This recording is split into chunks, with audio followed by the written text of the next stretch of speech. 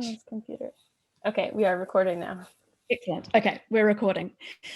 So our values, as articulated right now in the organisation, are these 6. So collaboration, we work with others freely. As I've said, most HRMI staff are associated with other organisations of one kind or another.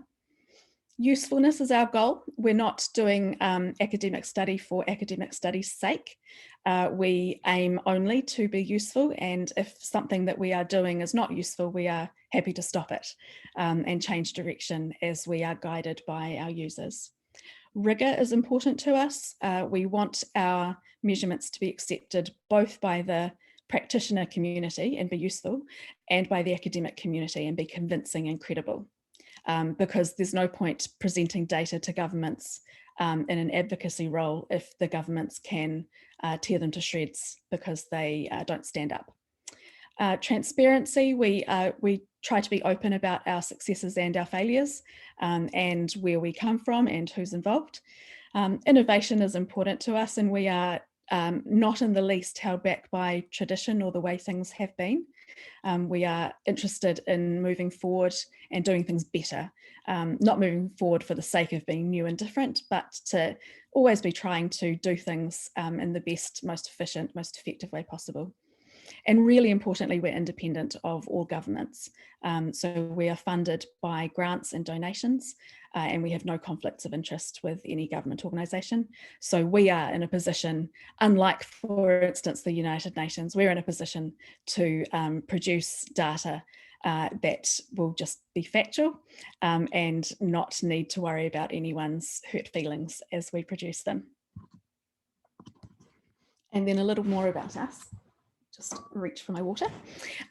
We use co-design principles and practices in all of our development, including in developing the methodologies that we now use to measure human rights. So this means that we get all the people in the room who can contribute, and we find out where we're going to end up. And so we don't know at the start of a co-design workshop what the result will be, but by the end we have travelled somewhere together. And we are able to make decisions that will meet everybody's needs and reflect everybody's concerns. We're a diverse global team. We do have people from all sorts of backgrounds and all sorts of parts of the world, and that is growing over time steadily. And all of our research is peer reviewed, which is part of our academic rigour. Some of it's even award-winning, which is nice. Our sort of a slogan that we come back to often is that what gets measured gets improved. And again, this is why we're in this game. We're not measuring just to be interested in numbers. We think that governments are driven by numbers, and we want to provide numbers that will tell them useful things about people's well-being and people's human rights. Because if they're not measured, then they get ignored in favour of the things that they do have numbers for, like economic growth, obviously, and other things.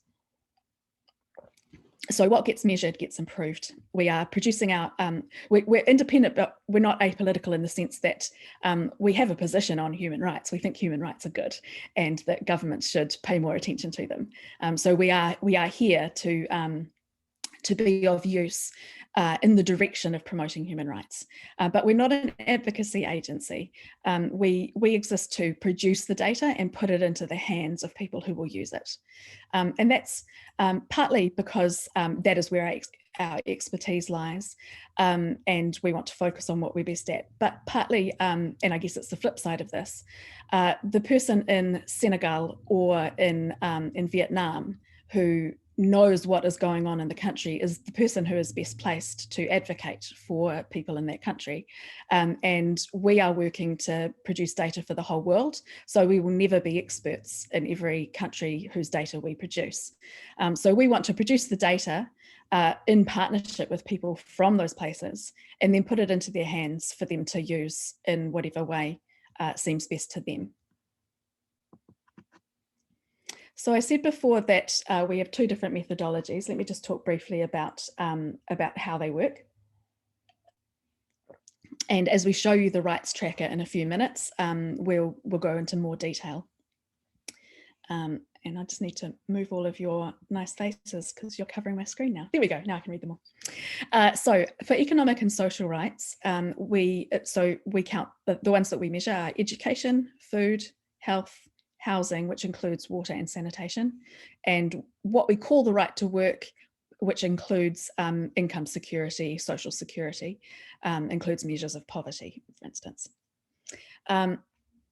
We use as our basis the award-winning SURF Index methodology, which was developed by one of our co-founders and her other colleagues before she founded HRMI. SURF stands for Social and Economic Rights Fulfillment Index. And we have developed it and built upon it. So the HRMI methodology is slightly broader than the SURF Index, but we still are dependent on the SURF Index each year. The methodology uses existing data from international databases from places like UNESCO and FAO and World Health Organization, and then takes those data and puts them through an econometric analysis that takes the country's income into account, because it's trying to measure the obligation that exists in international law for economic and social rights, which is dependent on income. Obviously, the obligation for a poor country is different. Right now, the immediate obligation is different than for a rich country.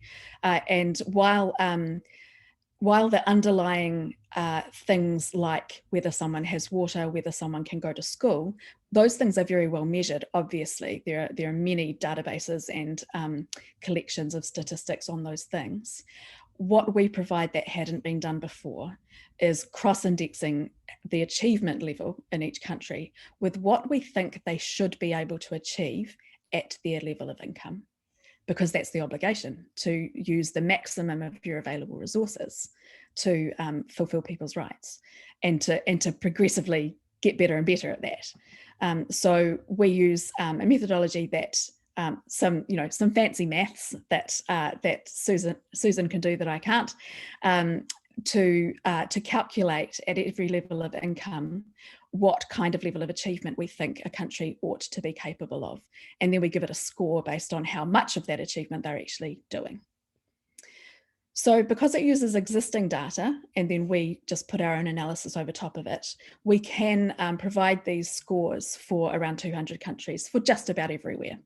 The places that we can't get data for are often places that are in association with another country, and so they don't produce some of these data for their realm. So we currently don't have any data for Taiwan, for instance, but we are working to plug some of those gaps. It's expensive to do, but we're working to get small grants here and there to plug gaps on in some of those particular countries.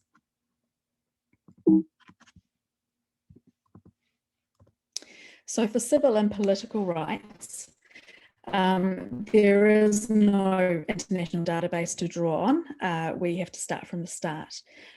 What we know about measuring civil and political rights is that obviously things like torture and disappearance are measured and monitored and evaluated around and reported around the world. But what we know is that they're reported inconsistently in every country. Every government is a different level of reliable about what they're going to say is going on in their country that is their fault.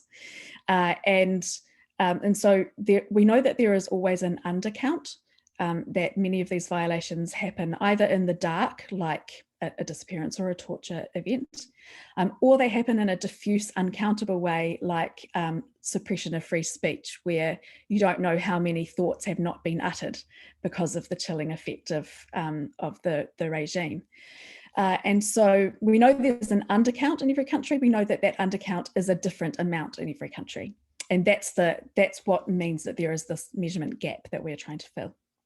So our methodology uses an expert survey technique where we go to the people in each country who are most likely to know the most about what's going on, the people whose day-to-day job is to monitor the rights situation, to have contact with people who have experienced violations, for instance.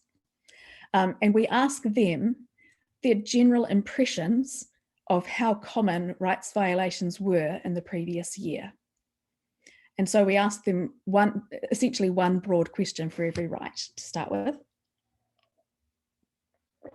So we in the survey, which is anonymous and confidential and very secure, it's done online. We ask, for instance, last year, how common was it for government agents to torture people in your country?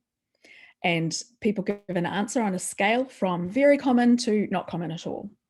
And we know that, of course, if you ask two people who have exactly the same knowledge, they'll give two different answers on a scale because everybody's personal scale is different. So then we asked them about 3 fictional countries. We explain in just a couple of short sentences what life is like in these fictional countries, and we asked them to rate those countries on exactly the same scale. So one country is terrible, clearly everyone's been tortured, you never know what's going to happen to you. One country, everyone's treated beautifully, one person was slightly hurt last year and the person responsible was brought to justice, and then a country in the middle. I'm exaggerating slightly, but only slightly. So they're very obviously 3 different countries, a terrible, a great, and in the middle. So we want to know where your scale personally goes. Are you a person who clusters everything in the middle? And so your terrible example is here and your great example is here, and the ends of the scale are way out here? Or do you use the ends of the scale? And then that tells us, when you are evaluating your country, what that means. So if you say that your country is way down here, and then the example of the terrible country you put here, then we know that you mean your country is really bad on this particular right. So then there's a lot of fancy statistics again that goes into working with all of those answers and gathering from them what the underlying truth is of everybody's answers, given the way that they have used the scale. And that then makes people's answers comparable between different respondents and comparable between different countries and comparable over time. And so we then display those scores within an uncertainty band that indicates that clearly this is not a single point that we are certain of, it's a range. So I'll show you those in a little bit more detail on the rights tracker. So this has been well peer reviewed, but it is a new methodology that we are pioneering, led by Dr. Chad Clay at the University of Georgia. He's sort of the leading person in the world doing this, and the team at UGA in the political science department contains a lot of people who are very well experienced in these kinds of methods who work together. So it's a survey of experts plus Bayesian statistical techniques. Now this is reasonably resource intensive, and so it means that we have been able so far to fund around 40 countries running this expert survey. It's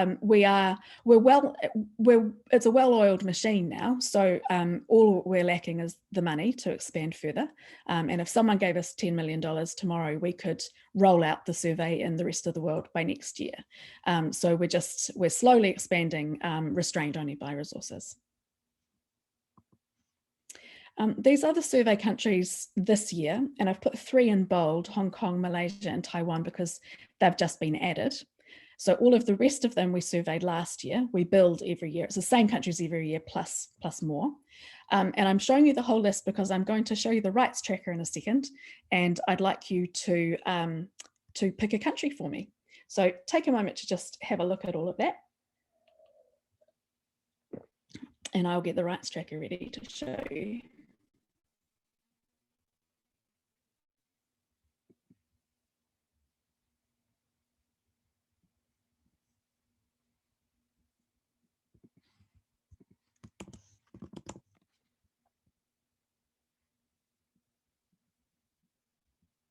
Now tell me, are you currently seeing the rights tracker with a beautiful girl's face? No, we're still on the PowerPoint. Okay, cool. I'm trying to find my little share button, which isn't showing up again. Maybe you have to close the end. I think on the bottom there's end the presentation, and maybe then you can. No, I'm all right. It was just that I was your pretty faces were hiding my controls, so it was just user error. There we go. Am Have we got it now? Yes. Perfect. Thank you very much. Thanks for your patience. Okay, so this is rightstracker.org. It's available in 4 languages so far, in English, Spanish, Portuguese, and French. We started with those languages simply because of the countries that were first nominated in our early co-design workshops. So it's perhaps a slightly odd collection. But we are seeking funding to expand.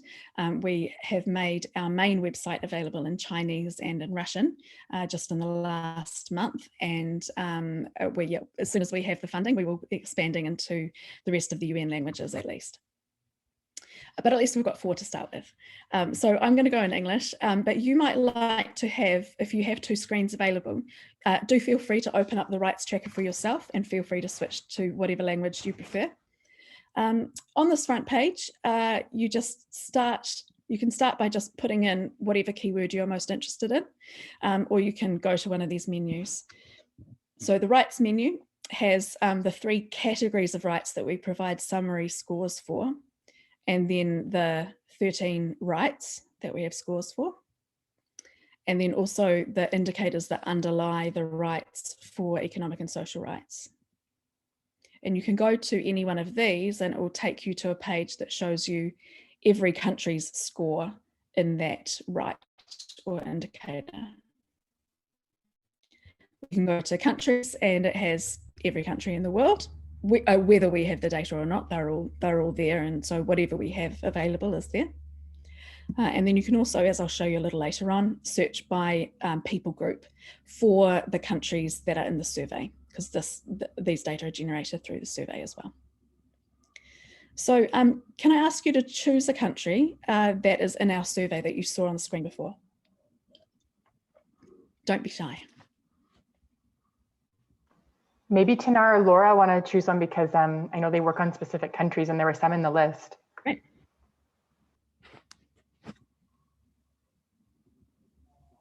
Well, so Kyrgyzstan, maybe. Kyrgyzstan? Yes. Sure. So you can just go straight to a country or a right by starting to type its name here.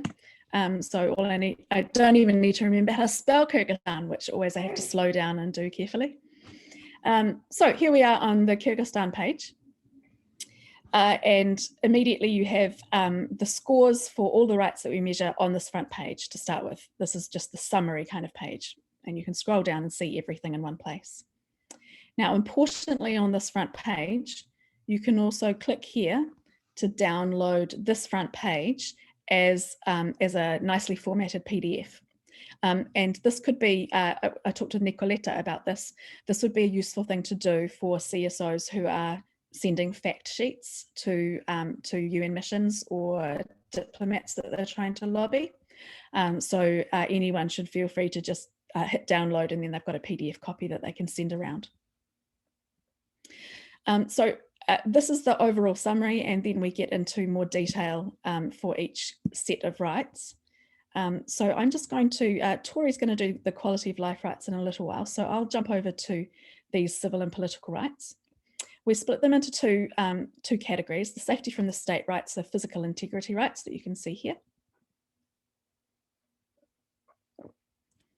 And then there are also the empowerment rights, as I said, which are grouped together in some ways here.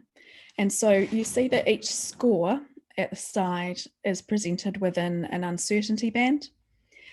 This shows how certain we are of the score, and a narrower band means we're more certain. These are all reasonably narrow bands.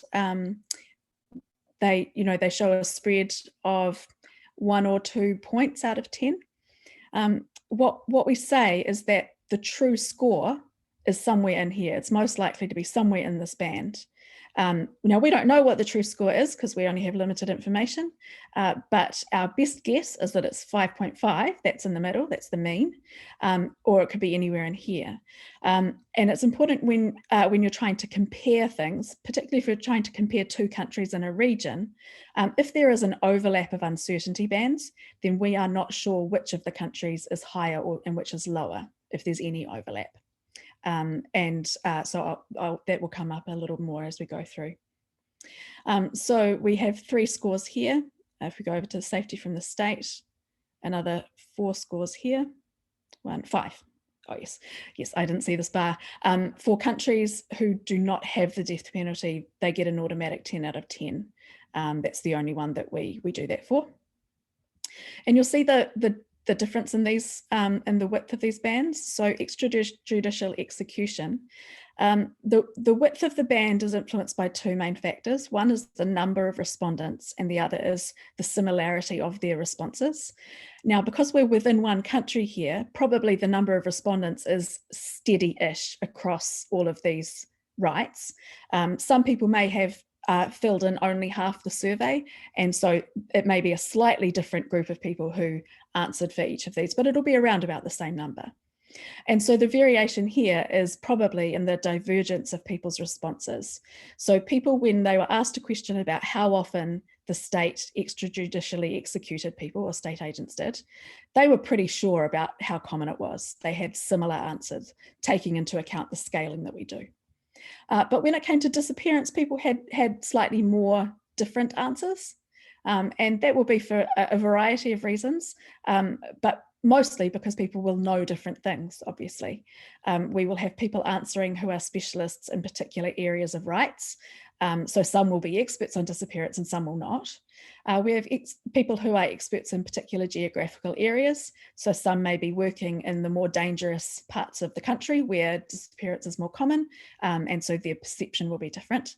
And so it's allowing for all of those perspectives that we have the whole process we have that gathers up all of that data and puts it into a number. We then give some automatically generated sentences here, which are useful for organisations that just that don't feel confident that they can describe what's happening in these numbers accurately. They can just copy and paste them from here.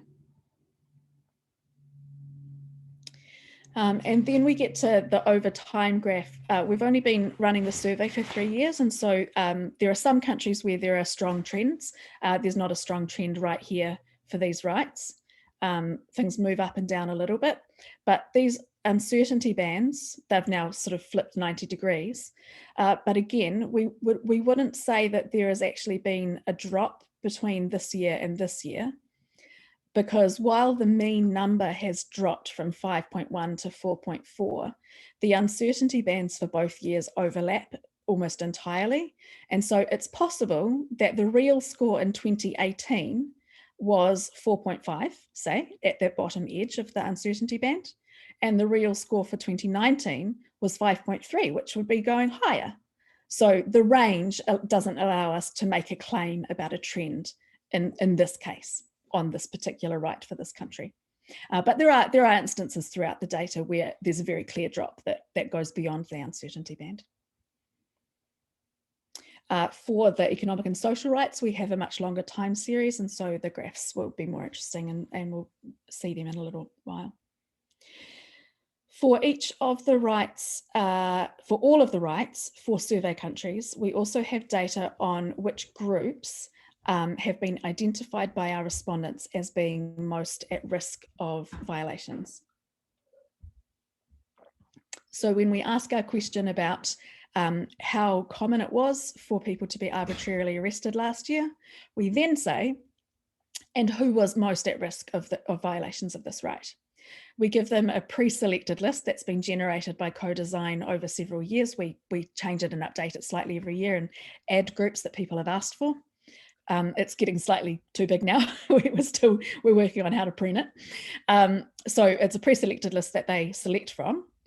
And then we present it in a word cloud, which is organized by the proportion of our respondents who ticked that group.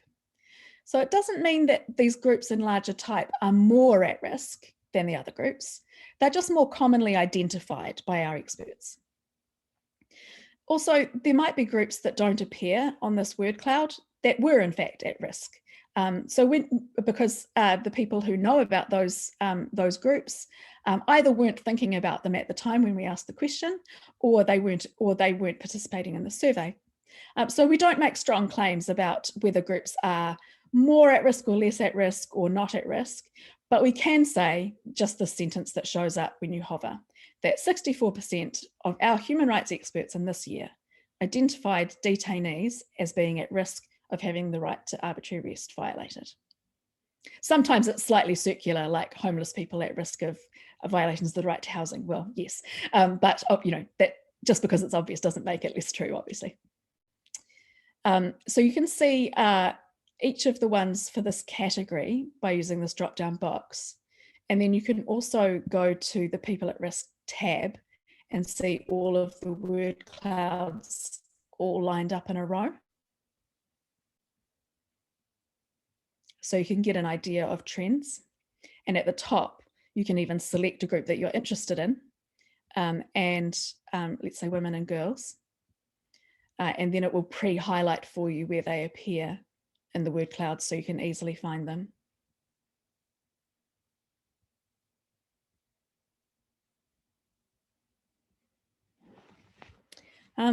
And the last thing I'll show you just on the civil and political rights before I hand over to Tori is we'll choose one. Let's choose freedom from torture, just to show you the country chart. So this is all of the countries that we collected data for last year. We have data for 32 countries. We ran the survey in slightly more than that, but these are the ones for which we got enough data to be able to produce statistics. Some of them, we had funding last year to expand to the Pacific region, and that includes a lot of very, very small countries, as you will be aware. So these tend to have much larger uncertainty bands because the people, there weren't as many experts available to give their feedback, and their answers were more divergent. So there's quite a difference here between, say, NUAT, which has a very large band, and New Zealand, where we've been running the survey for 3 years, and we have a developed civil society where there's a lot of agreement. That's a very narrow band. And this is where I was saying, if there is an overlap, you can't make claims. So you can't say that New Zealand is doing better than Samoa. The mean score is slightly higher, but the uncertainty bands are entirely overlapping. So it's possible that Samoa is actually better than New Zealand last year. But when you look at the edge of the band for New Zealand, it's 5.6. We can go down to, say, Australia, and its upper band is less than our lower band. I'm from New Zealand. And so we can say definitively, we're confident in saying that last year New Zealand performed better than Australia. To the extent that that's useful. It is useful, as we know, to motivate governments by comparing yourself with your most close relatives, your competitors, your natural peers. And so obviously New Zealand is particularly interested in how Australia is doing. And Australia, if you were an Australian advocate, you would want to say, look, New Zealand is doing much better. We should be doing better too. You can filter this list to make it more manageable. So we could have just the Pacific to show those countries, and then we get 16, and they'll all fit nicely on the page. And the filtering is particularly important when you get to the economic and social rights, where you have up to 200 countries, which is very long scrolling to find what you want. So I think with that, Tori, I could hand over to you, or I could perhaps stop now and just answer any questions on the civil and political rights methodology. That might be wise. So all of you from UPR Info, if you've got questions on the civil and political rights, this might be a good time to chat.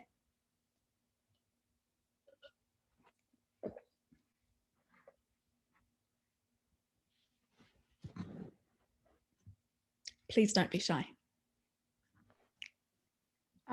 Thanks. I think it's really, really interesting.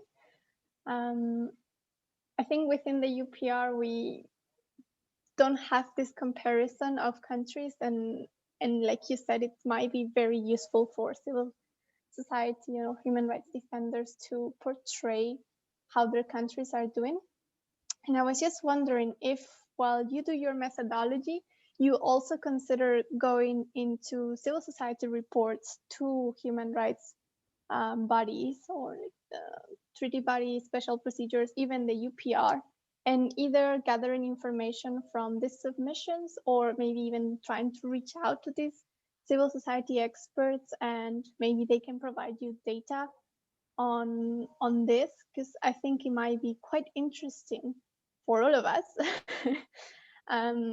to also use their expertise within your methodology. Yeah, no, that's an excellent question, and it's always asked. So there are a couple of ways of approaching the answer. One is to say that the people who you would be suggesting we reach out to are the people who we do in fact ask to complete the questionnaires, and so so people who are involved in monitoring their country's human rights. Perhaps by doing UPR reports or by compiling other, maybe they work for Amnesty or Human Rights Watch or, those kinds of organizations who produce reports. They are the ones that we ask to fill in the questionnaire. And it's slightly unintuitive, but the questionnaire is actually more accurate than going through their reports and coding them. Because if we go through everyone's reports and code them, which is a method that some organizations use and which we have used, even our researchers have used in the past in other projects, you still have the problem of the biased undercount. You still have the problem that every country reports differently and every person reports differently. And what makes it into a report, if you're Amnesty and you have limited funding, this year you focus on torture and you don't even mention disappearance, and next year you do water and sanitation and you don't mention freedom of speech. So what's actually more accurate is, as you say, asking those people to come and contribute, and then they can contribute everything they know. So we're asking for their general impression out of their entire brain of knowledge and interpretation of how the country's doing, which we can anchor using those fictional countries to get a real read on what's really going on and then give it a quantifiable score. So we are channeling the resources that you mentioned, but we don't do it by coding their reports. We do it by going straight to the people who write the reports. Does that make sense? Thank you. And just another question, do you also maybe look at the statistical data that it's available on national statistical institutes or public databases that may also, I don't know, do you do any comparison on what the state is saying is the death penalty, I don't know, or number of deaths and yeah, no, we don't. The methodology has done all of those comparisons to find out which is more accurate, and all of the academic literature says that our methodology is the best way to do it. We are going to get a better result than looking at everybody else's. It's certainly very interesting to know if a national reporting is inaccurate, then that's an interesting advocacy and political point to make. And so that's a study that could be done. But it's also true, as I said, that there aren't really national databases on most of these rights. Civil and political rights are very difficult to measure. So executions would be just about the only thing that you could reliably find information. It's hard to hide that. But having said that, disappearance includes a lot of people who have been either disappeared and hidden or extrajudicially executed or executed using the death penalty, and we just don't know which one. So even that is very difficult to know what's really happening in any number that's provided. Obviously, some countries, it'll be different. But when it comes to freedom of opinion and expression, there's no national database that tells you, how many instances of repression there were.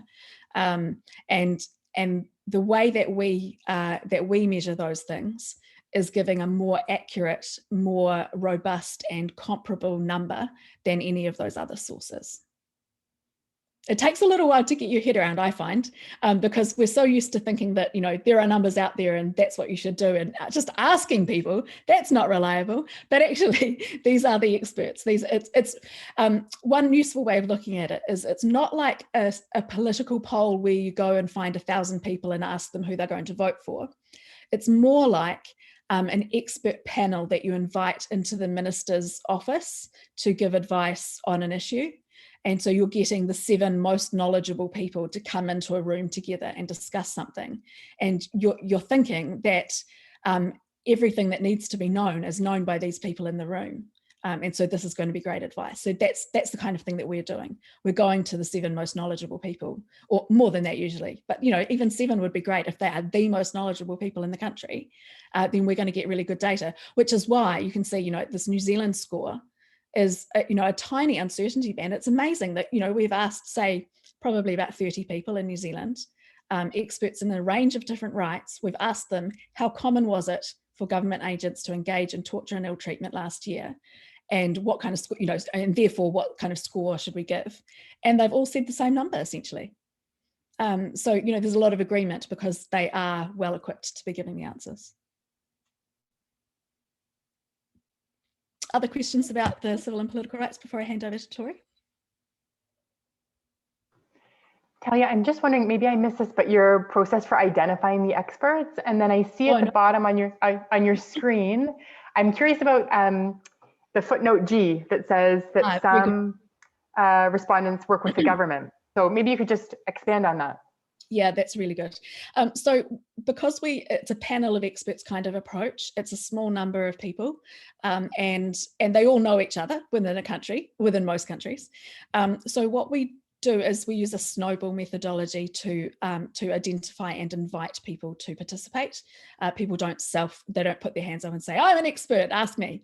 And so we start with usually with a trusted partner in the country, with Amnesty International's office in that country, for instance, and with someone who is happy to start identifying the obvious experts and inviting them, and then they are asked to invite their colleagues also, and the snowball grows. I don't recall the numbers for this year, but I think the average number of respondents is something like 17, or that kind of number for each country.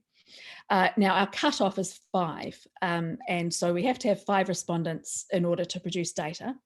But in the literature, it allows only 3, that you can get quite a reliable, you can use the method, the Bayesian statistical regression analysis with 3. So when we expanded to the very small Pacific countries, where civil society is not so developed, there were 2 factors that we needed to adjust. So one was that we allow 3 or more respondents for those very small countries. And the other thing was that in a country like, so Niue has 1,600 people living in Niue. And if you can imagine the kinds of people who know about human rights, and the small handful that there are, they probably all work for the government in some capacity. They're all going to share jobs essentially. And so whereas if we were going to Kyrgyzstan, we would not allow anyone to participate who worked for the government. They're ineligible. If we're in Niue and there are 1,600 people, and the people who are most knowledgeable about human rights maybe also do government contracting, then we might allow them to participate. Now, we do that quite carefully. We have ambassadors in each country who are trained to figure out where the line is between too much conflict of interest and it being all right. And then we also identify those people who have some connection with the government, because obviously it's on a continuum from someone who just does a contract for the Ministry of Fisheries once a year up to the Minister of Police, who clearly is not eligible.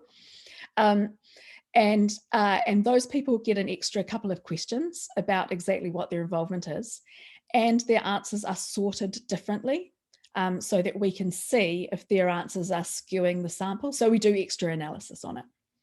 So we do just note that these countries are among those very small population countries where we allowed some survey respondents to participate if they had a small involvement with the government also. And it did turn out that their answers did not made no change. So that was very pleasing last year. Thanks a lot. That's really interesting for me. Yeah, it's great. And also, no, it's okay. I know we've had that conversation too offline about locating civil society experts, and we were kind of sharing contacts. So especially for the pre-sessions and the policy and advocacy, knowing that you may have contacts in the small island states, which is a region that we really struggle with, is useful. So I will be in touch with you more on that, Talia. Absolutely. Oh, absolutely. And it'll go both ways. You know, we're still working on it for sure in a lot of those countries. And some of them we didn't manage to get data for, but we did for Niue, which has 1,600 people. So I feel like, you know, we're going to manage it. And this year it's looking a little better for the ones that we didn't get. We've already started to get more responses. So fingers crossed. The survey is in the field right now for this year. Okay, thank you. So I'm happy to take questions at any point, but for now I will hand over to Tori to shift gears and take you on a little tour through the economic and social rights on the rights tracker. Sure, thank you, Talia. So yeah, I'm going to take you through our economic and social rights. Please, if you have questions along the way, feel free to just shout them out or make note of them and we'll go through them at the end. So I'll begin sharing my screen. You should now be seeing the homepage for the rights tracker. I'm going to begin by searching by country. So I'm going to type in Samoa. I'll click on it, and then that takes me to the Samoa at a glance page. And I'm going to go in this quality of life tab, which will show us the more in-depth look into our economic and social rights. So HRMI calculates scores for 5 economic and social rights: the right to education, food, health, housing, and work. And when we have scores for all 5 of these rights, we can calculate an overall quality of life summary score, which you see here at the top.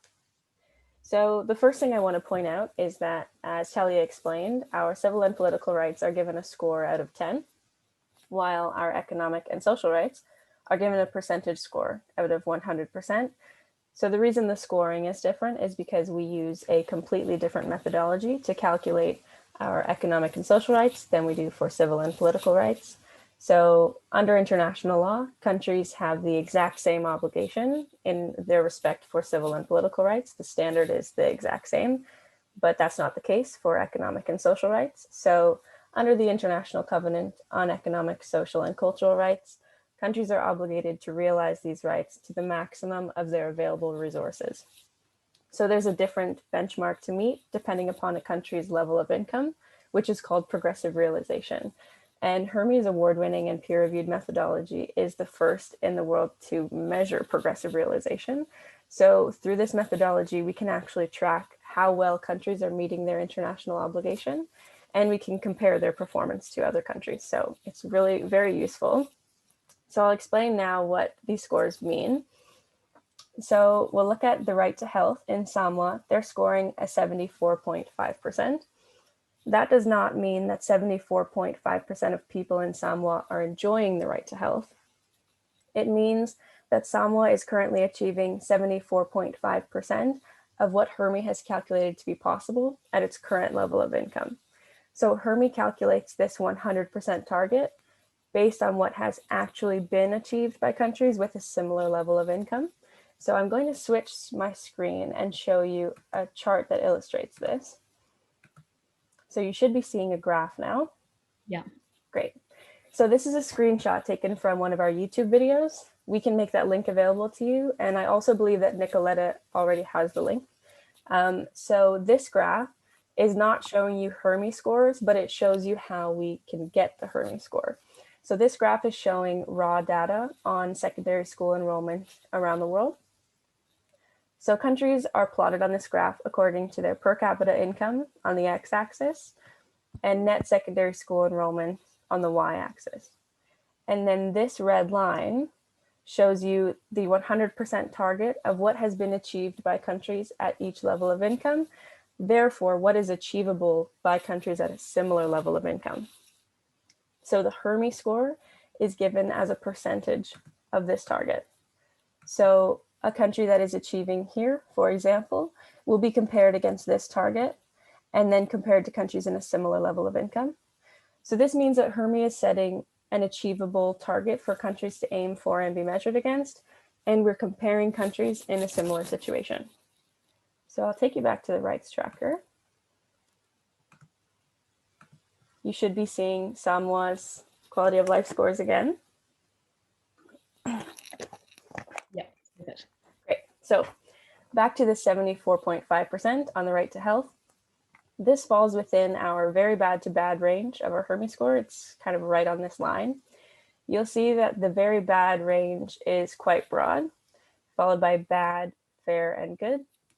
This shading at the bottom is just to give you a bit of an idea of what the score is telling you, since really any score below about 100% means that a country is not meeting its international obligation to realize these rights to the maximum of their available resources. So Samoa is only doing 74.5% of what it could be doing, and therefore is not meeting its international obligation. So a human rights advocate reporting in the UPR could use this number to make the case that Samoa already has the resources it needs to improve its performance on the right to health. And so they can look to the example of other countries who have achieved better results with a similar level of income and use that example to craft improved policies. Alternatively, Samoa is scoring 100% on the right to food. So again, this doesn't mean that 100% of people in Samoa are enjoying the right to food. It means that Samoa is currently achieving 100% of what HRMI has calculated to be possible at its current level of income. So a human rights advocate could use this number to make the case that for Samoa to improve its performance on the right to food, they would probably need additional funding. But then what happens if a country is performing well with a HRMI score, getting a very high HRMI score on a right that a human rights advocate knows in practice is not actually well respected? So I'll show you a different example to illustrate this. So I'll click on the countries tab in the top here. I'll type Malawi and click on it. Again, we're at the at a glance page, and I'll click on quality of life. So Malawi scores a 94.3% on the right to health based on what is currently possible at its very low level of income with a GDP per capita of $389. So a human rights advocate in Malawi may not want to go to their government and tell them that they're scoring a 94.3% on the right to health if, for example, they know that many people lack access to nutritious foods, and they want to make sure to communicate to their government that there's much more progress to be made. So in this case, advocates can use, instead of our income adjusted score, they can use the global best score. So our income adjusted score compares against what is possible at that level of income, while our global best score compares against what the rest of the world has been able to achieve, including the wealthiest countries. So to see our global best score, you'll click on this switch view button here in the top right, and it brings up a menu. You may find that people's cameras are in the way of this menu here. I'm going to move you over, and then you should see it. So this menu asks you which performance benchmark. It is set to the income adjusted benchmark by default. So anytime you go to our rights tracker, this will be the automatic setting you're seeing. And then to switch to global best, you click on this button here. So I'm going to click on global best now, and I want you to keep an eye on how Malawi scores will change. So as you can see, they have decreased quite a lot. So where Malawi was scoring a 94.3% under our income adjusted benchmark, they're now scoring 73.5% on the right to health. This right to food score, they're scoring 47.8%, but under income adjusted, they were scoring 76.7%. So it can make quite a difference when you switch view. I'm going to click back on income adjusted again. When you're going through the rights tracker, it's important to remember if you switch view to see the global best, you will need to manually switch it back to income adjusted if you want the next country you look at to automatically show you an income adjusted score. So depending upon which country an advocate or civil society organization is reporting on in the UPR, both our income adjusted scores and our global best scores can give them useful information. So our income adjusted score tells you how well a country is meeting its international obligation to realize these rights to the maximum of their available resources. And the global best score tells you how well this country measures up to the rest of the world, including the wealthiest countries in the world. So again, income adjusted shows you how well a country is meeting its international obligations, and the global best tells you how well a country measures up to the rest of the world. So I'll exit out of this menu now, and I'm going to show you one more country. So again, in the countries tab up top, I'm going to type in Ireland, go to quality of life. So now I'm just going to give you some more information about the data that we use to calculate these scores. So when you scroll down on the quality of life tab, it will take you to this section called indicator data. And this section is organized by right. So you can click on this drop-down menu and select which economic and social right you'd like to look at. I'm going to begin with the right to housing. So the overall score on the right is at the top here, and then below we have the indicators. So Ireland's score on the right to housing is calculated using data on affordable housing and safely managed sanitation.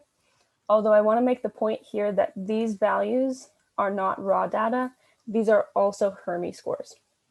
So this 78% on safely managed sanitation means that Ireland is currently doing 78% of what it could be doing at its current level of income. And then I'll also note here, we can show you this at the end, but we do have an update coming up this year where our website will be able to show you our HRMI score for the indicator and then also the raw data. So you'll be able to toggle between the two. So where the indicator data is useful in a UPR submission is if a person is reporting on a very specific theme, for example, sanitation, they wouldn't be limited to just using our score on the right to housing. They could also use this very specific HRMI score on safely managed sanitation. So the indicators are useful just to give some more specific examples to use. Our indicator section also has a switch view option. So I'm going to switch to the right to work to show you this. So to switch view here, you click the same button as earlier, it brings up the same menu, and it asks you at the bottom which assessment standard. So we have two assessment standards, one for low and middle income countries and one for high income countries. Ireland is a high income country, so it automatically shows you the high income assessment standard. So the assessment standard determines which indicators we use to inform our scores. So when you switch assessment standard, it changes both the indicators that are used and then therefore the overall score. So Ireland on the right to work under the high income assessment standard is scoring at 53.9%, which is calculated on data using long-term unemployment and relative poverty. Now I'll click to the low and middle income assessment standard. So now Ireland is scoring a 98.3%, which is calculated using data on absolute poverty.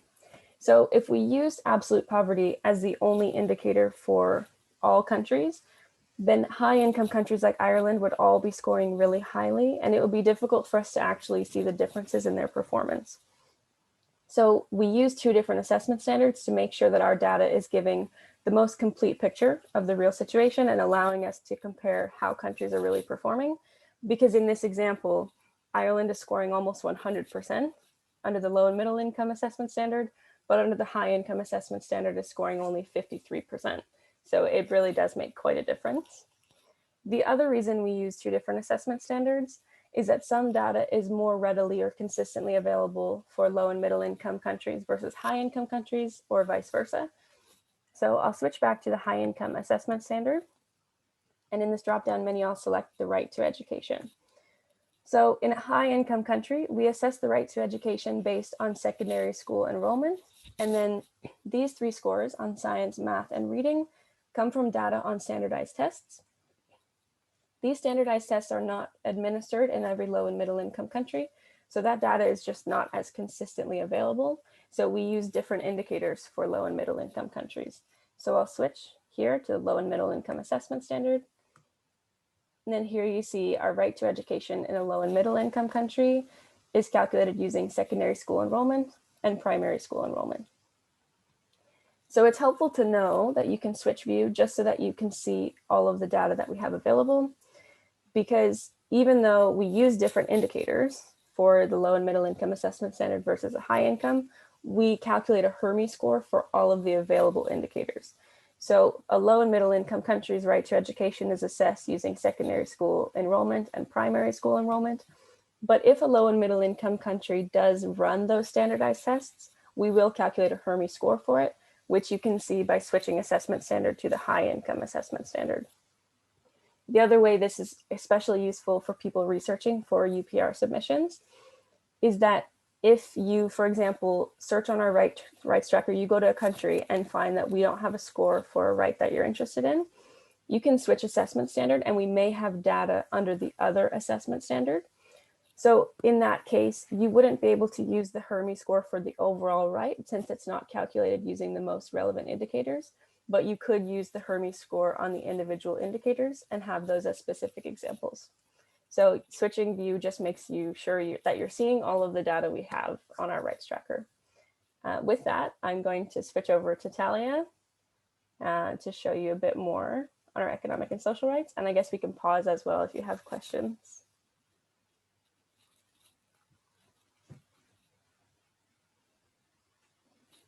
Okay, I guess take it away, Talia. Oh, you're muted. Thank you. Has anyone got the bingo card that says you're muted? We've done that one tonight already. Good.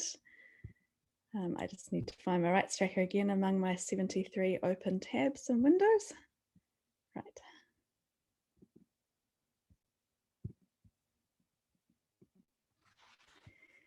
Can you see my rights tracker again? Yeah. Excellent. So I'm going to just go to another country just to show the rest of the information that's available on that tab where Tori was. So I'll go to India now. So you'll see India is in the low and middle income assessment standard. So it's the solid blue bars rather than the hashed slightly lighter ones as the default, though obviously you can go to switch view and see a different range as Tori showed you. If we go to the quality of life tab, get that information. You get these auto-generated summaries that people can use in their reporting. And then you get a bit more information. And what I'm actually showing you now is not the live rights tracker, but the update that's going to go live in a few weeks' time that Tori was talking about. And so you can see here for the right to education, which for low and middle income countries is made up of a primary school, primary education score and a secondary education score. We're on HRMI scores. And so what you're seeing again is not the enrollment rate, but how well India is doing at its obligation to get kids into primary school. But you can switch to indicator values. And now you see what the actual enrollment rate is. So the enrollment rate is 92%. And so we can say to ourselves, oh, that's quite good, or oh, that's got a long way to go, or whatever it is that we think in this country. And then we see the HRMI score says, well, actually, they could be doing quite a lot better. And that's quite useful information to know that there is a shortfall and sort of how many children that means would get into school. So another feature that we're working on that's probably 6 months or a year away is a feature where you can turn that into real children's numbers. And so we have done this for a few countries, and I will put a link in the chat box shortly. So for India, we have actually calculated, looking at this HRMI score, on the right to primary school education, if India lifted its score from 86 to 100 and it was doing its very best, which probably would mean that it's going up to round about 100% of enrollment. If they did that, how many kids would that mean would get to go to school who are not currently in school?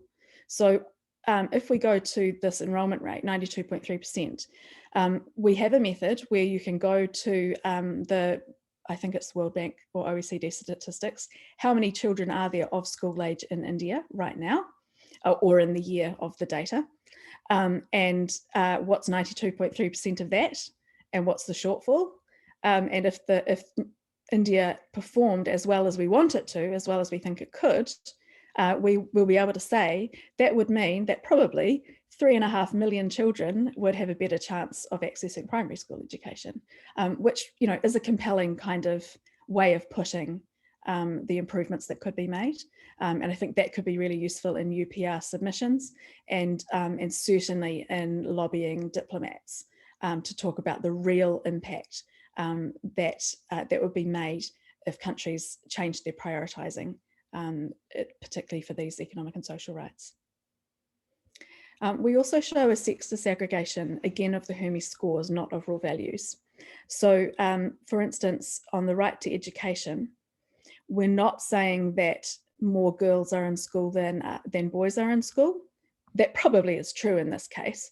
But what we're saying is that when you compare girls' enrollment in India to girls' enrollment in every other country, which is how we find our benchmark, we think that India is doing 78.1% of what it ought to be doing for girls getting into school.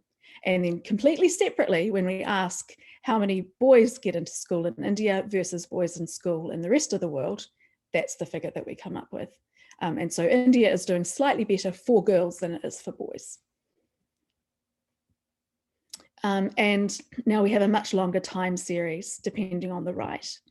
So right to education, we have data going back to 2013.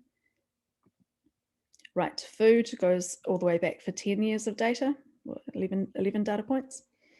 So you can see these changes over time for the rights and for the indicators underneath them. This is my favorite one. I come back to this regularly because there's a steady improvement here.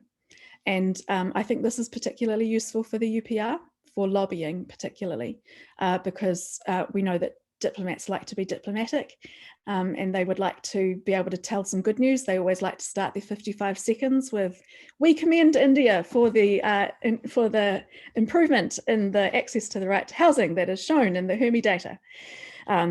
However, we would encourage India, and they follow the formula. And then we can look and see what's driving this. It's not this, access to water on premises is improving, but not very steeply, but it's access to at least basic sanitation is improving steadily and much more steeply. Now we've got a few things we can say about this, that the score is 60% of what we calculate ought to be possible. So there is still a long way to go that in terms of what India ought to be able to achieve right now with its current level of wealth. But it's clearly a good news story that it has been improving so steadily over 10 years. And that's something that we would want to commend India for and tell them that what they're doing is working, whatever they've been doing. And again, as HRMI, we don't know what that is. We just provide these numbers to the activists in India who do know what's going on. You know, they're doing something that is leading to steady improvement. And that's useful affirmation for what they have been actively doing over the last 10 years. India is not a survey country, so the people at risk section here doesn't go down any further. But as soon as India gets in, we will hope to have that information as well. And again, if we go to the rights menu and we go to, say, the right to food, we see scores for 128 countries using the low and middle income assessment standards. Now, some of these with the asterisk are high income countries, but they happen to have the data available to calculate the score, so we include them as well. And at the moment it's sorted by score. We could also sort it alphabetically if we wanted to just have it sort of random. We could sort it by population with the largest countries first or the smallest countries first. And there's a good news for Tuvalu. A lot of the Pacific countries and the very small countries have good scores there. And we can do it by wealth in either direction.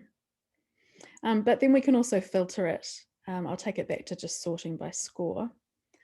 So we could go to whichever region we're interested. So South Asia, since we've just been looking at India, these are the most relevant peers for India, and these could be good background information for diplomats, depending particularly on whether they're in the group as well or not. Every country's diplomats will have a different group of countries they're interested in looking at, but certainly for anybody to say to India, your score is 48.2.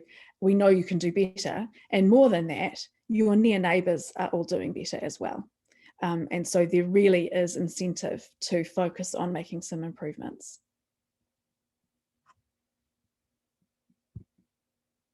And I'll take that filter off. There are lots of different filters here by income, also by association like OECD or OAC, by treaty ratification and by income.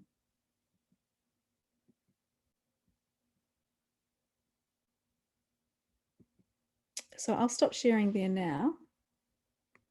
And I've shown you just about everything for the moment, I think. So I will just open up for general questions. And then I also just have a few thoughts on how the data can be particularly useful in the UPR, just mostly because of what I've learnt from your website and from Nicoletta. Any questions on the economic and social rights methodology to start with, perhaps?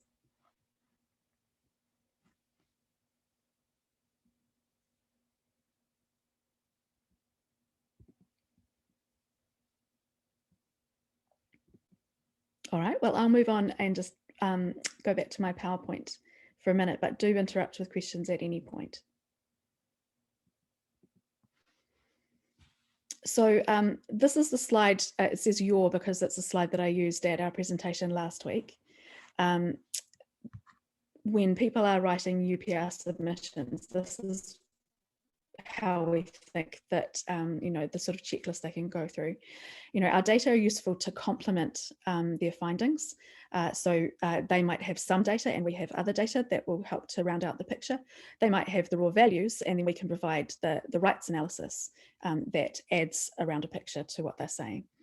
We can give high level context, showing that things are not aberrations, for instance, particularly if they are saying in our region or in our particular people group, this is an issue. Well, we can say, yes, actually it's an issue nationally. It's a systemic thing that needs to be looked at. We can reinforce the messages that they are giving. They say, this is what we find in our work. And they can also say, and the International Data Organization, HRMI, affirms that this is an issue and gives the score, saying whatever. And we can show that their findings are part of wider trends of systemic issues, particularly, as I say, if they are reporting on a subgroup. And Nicoletta tells us that by adding data into UPR submissions that they are more persuasive. And so just putting some numbers in and some references might make you look a little better and make your arguments go a little further and be more likely to be included in the summaries. So we suggest that, you know, it's worth having a look to see what's useful. Specifically on the economic and social rights, which we know is, you know, an increasing focus in the UPR and, you know, worldwide in many contexts. It's important to note that we're measuring progressive realization, which, as Tori said earlier, is not being measured in any other way. And so we can do the conversion from the observations being made by the civil society organizations and the rights regime that we are reporting on. To sort of bridge the data to the obligations. Important to note that we're starting with data in international databases, but that then we take the country's income into account. And just to summarize that we have scores for around 200 countries.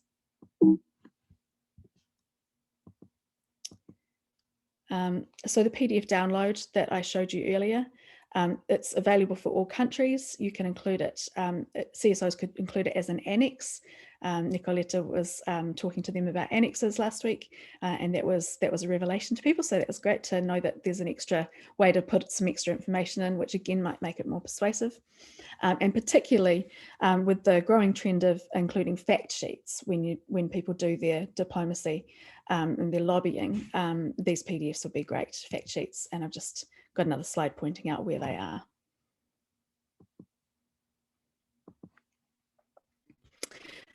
Also worth just pointing out that our economic and social rights indicators line up with SDG indicators in many cases. We have a separate table available on our website that shows them all, and we're publishing a new article in the next week or two that will make those connections a bit more obvious for people. And we think that our scores are in fact more useful than some of the data that people are collecting under the SDGs in order to meet the SDGs, because we say what's possible given a country's income, what's realistic, which puts an overlay on the raw achievement data. The over time graph can be really useful for the SDGs to show whether there is actually progress being made, because that's such an important thing. If you want to reach some SDGs, you need to show some upwards movement. And the people at risk information for survey countries can highlight the kind of cross-cutting issues. When you want to include a section on gender or on other vulnerable groups, going to the people at risk section for your country can help bring you a few extra data points that you might want to use to strengthen your submission. COVID is obviously going to be a huge issue in coming years. for probably many years to come when people are reporting.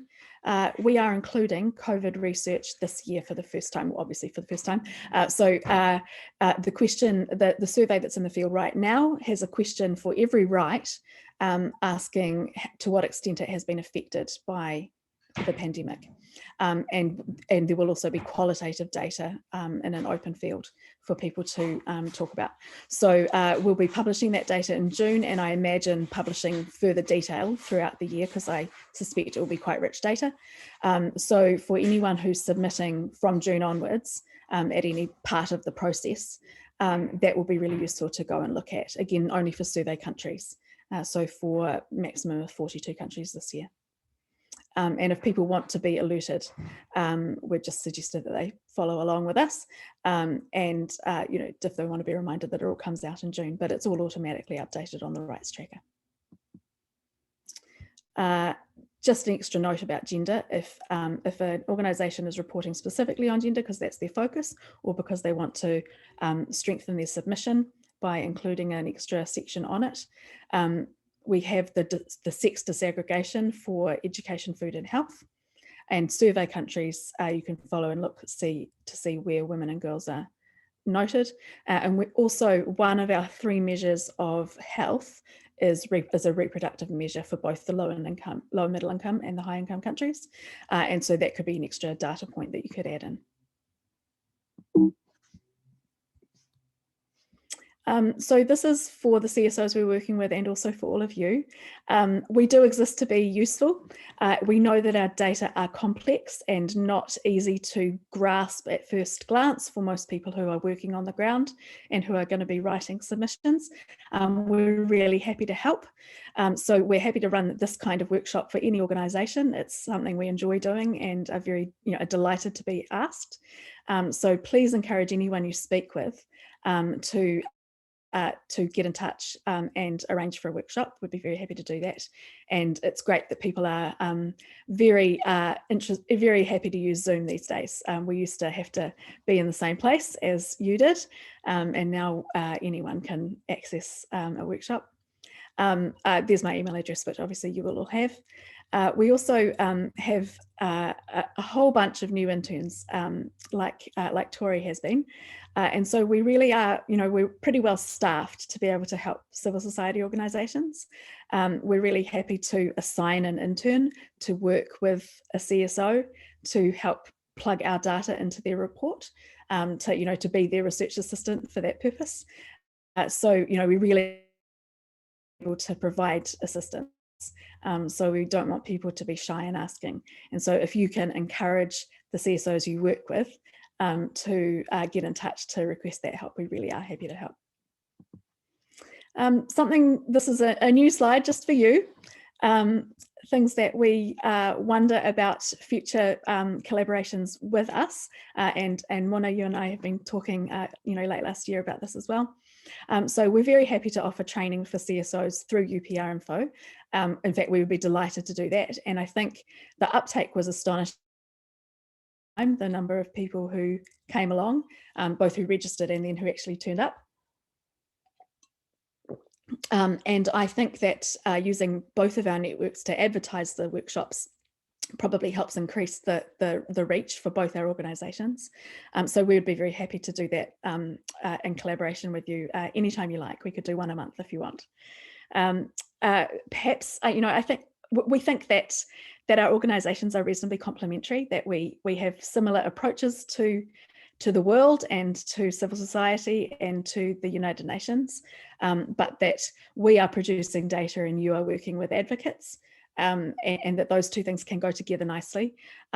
It may be that in future there might be funding opportunities where if we combined our operations, that we might have access to funding pools that might not be available to one of us individually, and we would be delighted to consider those kinds of co-applications. If you ever come across something that has a section that where you need to include data that you don't have, for instance, we would be happy to come on board. So that might be something that we could consider talking about more. We always need to find survey respondents, just as you need to find civil society organisations to work with in pre-sessions. So hopefully we can both help each other with those respondent pools. And so Ashley and I think we're going to be comparing our databases a bit over the coming weeks to see where we can boost both of our lists. As we are already doing the fourth point, cross promotion and endorsement of each other, we love retweeting, and we frequently, we like to retweet you and promote your workshops and things, whether they are in our sort of direct area or not. And I think that that's a lovely way that we can show that we're all in this together. And as we expand to new countries, it may be that you have thoughts about where is best to next target, either because we can attract funding to go to those countries because that there are people who want to help civil society access better data, or because that there is a clamour in a country for more data.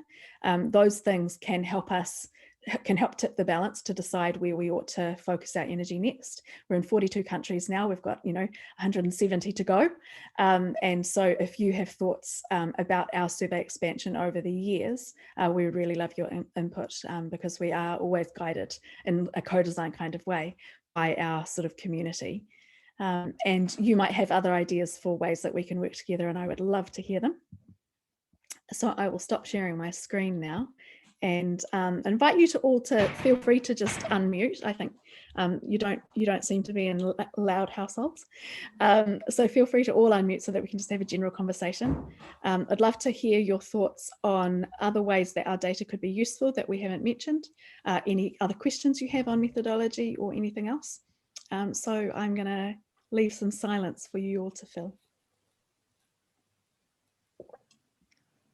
Thank you very much, Talia and Tori, for your presentation. It was very interesting, and I really do believe that, I think we can really help, the beneficiary of our training, to back up, the submission with data, and I think that will make the submission much more credible, and it can really help also them, really understanding, and know how to advocate and, which argument to put on. So thank you very much for taking the time, to brief all the team. And definitely, I think that there's some areas of collaboration that we could have together. And also for the in-country, Tenar and Laura are working for the in-country. And I think what we could do definitely is regularly, we have our with Nicoletta, a training on submission of report, and I think it was very much appreciated that you provide one part of the training, and I think that is something that we can do regularly.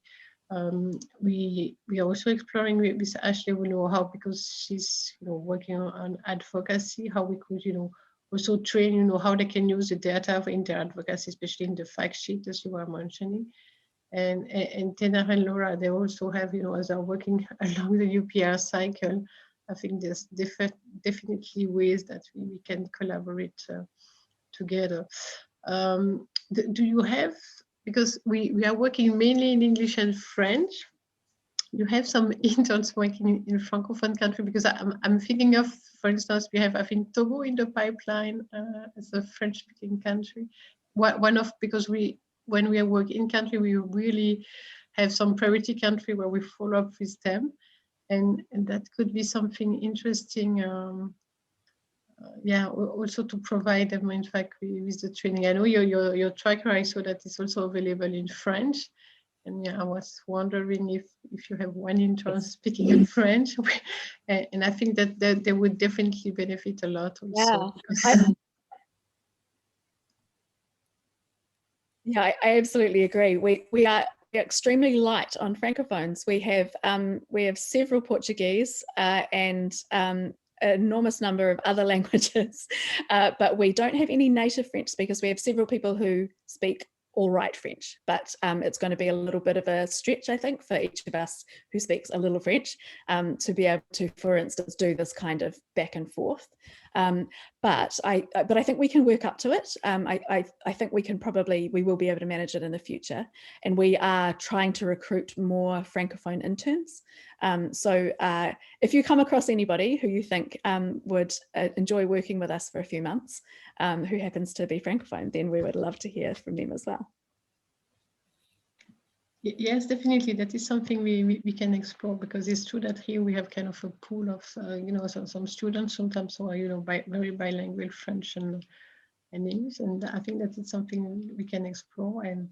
But now we have a good training. It was Tenar and Laura could brief on how to use your tracker and all the methodology, definitely. Yeah, and I was also thinking in terms of collaboration, we are kind of in the process of reworking on our website, and that is something I will be discussing with Nicoletta and Claudia, who couldn't join us because she's busy, for the e-learning platform and website. But we could maybe put a link on our website into your human rights tracker. So like this, the to explore how, but that would be great. It could be. Yeah. And I think because the rights tracker is in French as well, even before we have fluent French speakers on the team, I, for instance, speak enough French to do a prepared presentation using the French rights tracker. If one of your staff members who is actually fluent were able to join me and help with a little bit of interpreting to do the Q&A, someone who has been at this meeting and knows, knows the data reasonably well, then we might be able to patch together a presentation before too long. Yes, definitely. No, Laura, Tenar, and Ashley, very comfortable, and also Nicoletta to speak both in French and English. Yeah. Perfect. But thank you very much. But others, Tenar, Ashley, Laura, feel free to speak at any time.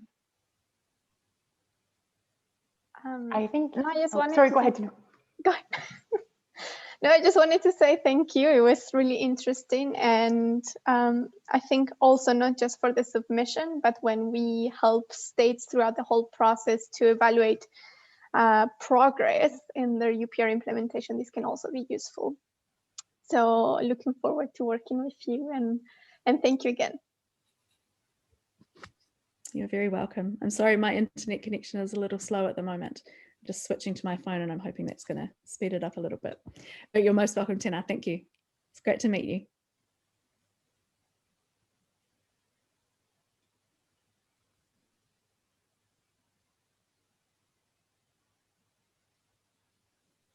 Maybe if I can jump in. I don't know, Ashley, you wanted to say something, so I was waiting on you. So thank you very much. It was really interesting also to see the two methodologies for civil and political rights and economic and social rights. And I think just jumping on what Tenar just said for the in-country program, so we also focus on implementation. So not only helping CSOs to provide submissions, but also to monitor the implementation and contribute to the implementation. So I think the human rights tracker can really also help in that.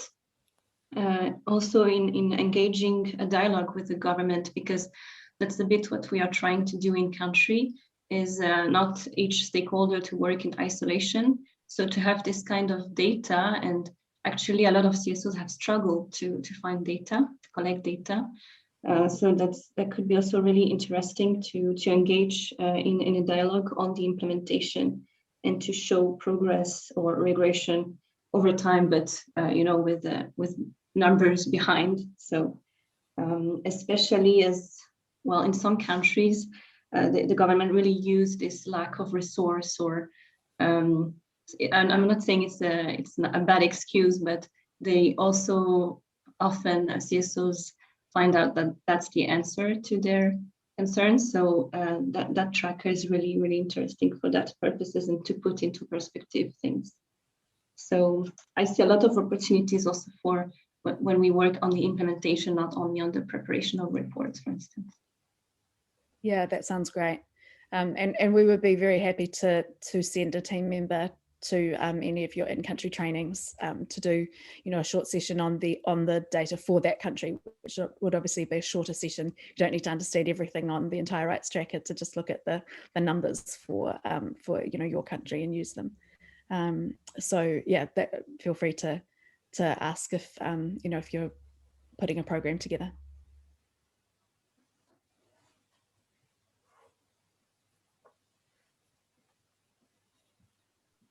Ashley, you still there? I'm still here, yeah. But most of what I wanted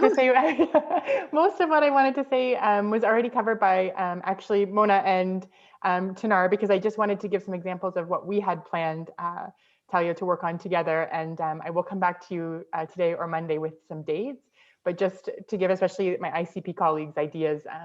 So providing specialized training for civil society organizations so that they can incorporate your data into their work. And as you mentioned during the presentation, it's important for them to have this information to boost their submissions and then to make their the information that they provide to states a little more credible. But I think that's already been addressed. And then just to reiterate that I think what you said about highlighting progress is really important. I can't remember if it was Tanar or Laura that said this, but it's true that, of course, for states, but we also really encourage civil society to show some progress too, because then that shows that they're a little bit more willing to collaborate, right? Or act as, positive partners. So just to say that, throw you some flowers. I love the work that you're doing, and I look forward to our collaboration. No, that's brilliant. Yeah, no, I think that I think this is going to be a really useful way for us to collaborate, so that everybody's work has more impact. So that's really great. We're very pleased to. It certainly helps us to have all of your access to all of these people who are engaging actively right now in a meaningful process that can have a real impact. So yeah, no, it's very much win-win, I think. And Ashley, you and I can compare all of our databases as well to try and recruit some more people for each of our sessions. I would really appreciate that. Yeah, thanks a lot, Talia. Right. Yeah, and thanks, Tori, too. You're welcome. Yes, I really enjoyed this presentation. I agree with Talia. I think the work of HRMI and UPR Info is very complementary. So I'm looking forward to working together.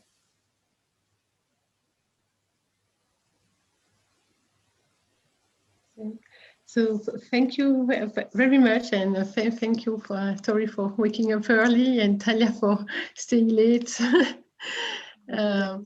for the presentation. Thank you very much. We appreciate much, and yeah, we look forward to continue working with you. And yeah, I will come back to you, Talia, kind of different ideas. Also, with Nicoletta, we'll be discussing about the fundraising that we could make together. But yeah, I look forward working with you, because I think across all our program, I think the human rights tracker that you have developed can really be a useful tool, submission or advocacy, and also because we have a curriculum on, as Laura and Tada were mentioning, on developing indicators to develop a human rights matrix. And I think there you really need the data to know where the country is and where the country will be going. And I really appreciate also as my colleagues say, the progressive realization, because we can see where we are, and it's also positive for the country to show that there's a positive trend. And sometimes, CSO might not be aware, sometimes they're very critical, but it's nice to see that in some countries there's a positive trend, even they haven't reached where they should be. But it can be really an encouragement both for CSO and HRMI and the government also to say, okay, we are on a good track and we have to continue, because we are not yet there where we could be. So I think it's really interesting. So thank you very much, and thank you for your time, and we look forward to working with you in 2021 and beyond. Excellent. Thank you so much. Thank you all of you for the invitation. It's been really nice to meet you all and to see you again, Mona and Ashley. And we'll look forward to talking again soon. Sure. Thank you very much, Tori. Good night. You. Good day to Tori. Have a nice weekend. Yeah. Thank you. A nice weekend. Have a good Friday and then a good weekend. Thanks. Bye. Bye all. Bye. Bye.